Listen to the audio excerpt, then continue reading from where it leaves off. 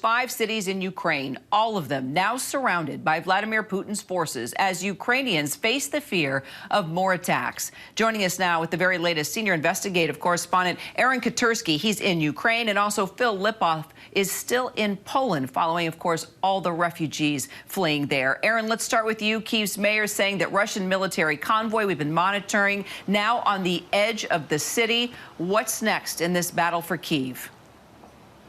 That's the question, isn't it, Kira? That convoy has been menacing the Ukrainian capital for several days, poised to advance into the city at any time when the Russians can get it started after some food and fuel and other logistical problems. But there are troops encircling several other Ukrainian cities, and those troops could easily, after that, move toward the Ukrainian capital. It gives Vladimir Putin some options. It's believed he still wants to target the capital. I'm just off the phone with the American ambassador to Ukraine. She says that American military hardware has already been brought to bear here in Ukraine. So some of the losses that the Russians are now acknowledging are coming by the Ukrainian Defense Force with the assistance of some American military hardware.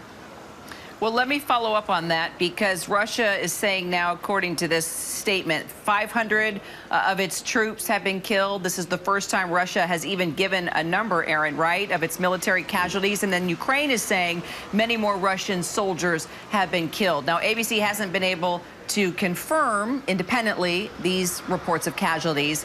So maybe you can add some context here. And also, you know, why do you think Russia is releasing these figures now?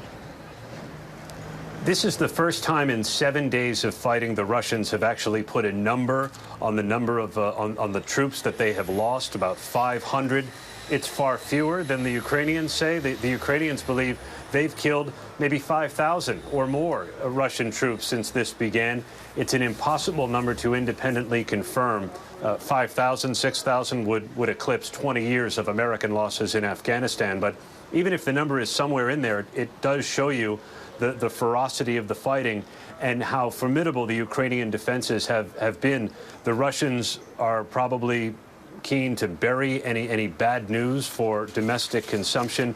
Undoubtedly, the number is probably higher than they're acknowledging.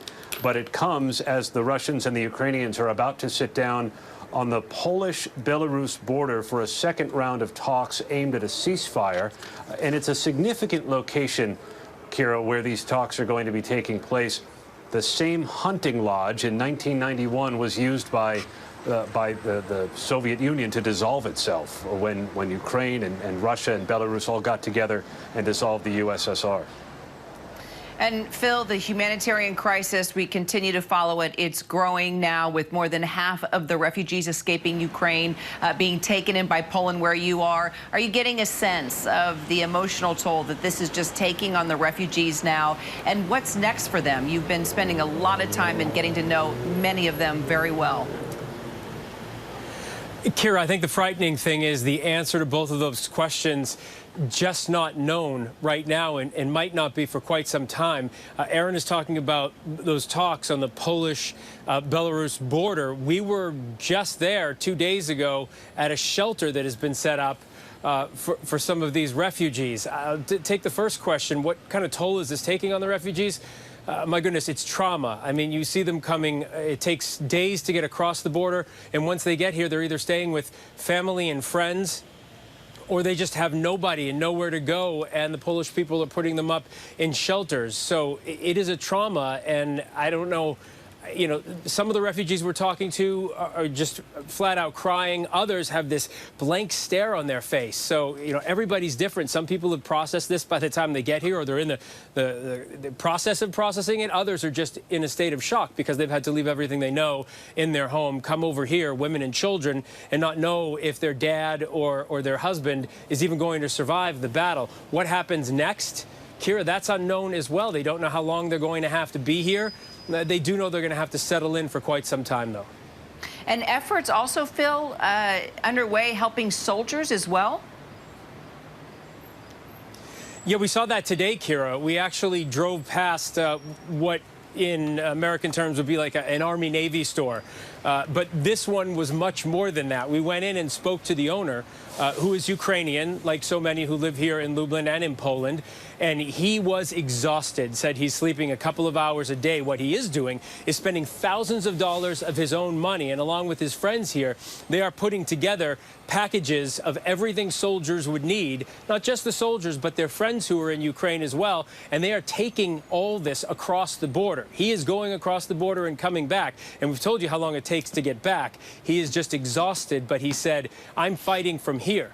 Those are fighting in Ukraine. I'm Ukrainian. I can do what I can from Lublin, Poland. I am fighting from here. And he's getting everything from, supplies, blankets. We saw knives. I don't know what else is going, but he did say he's spending thousands of dollars because he's seeing the pictures we're all seeing on the TV screen right now, and he just can't handle it.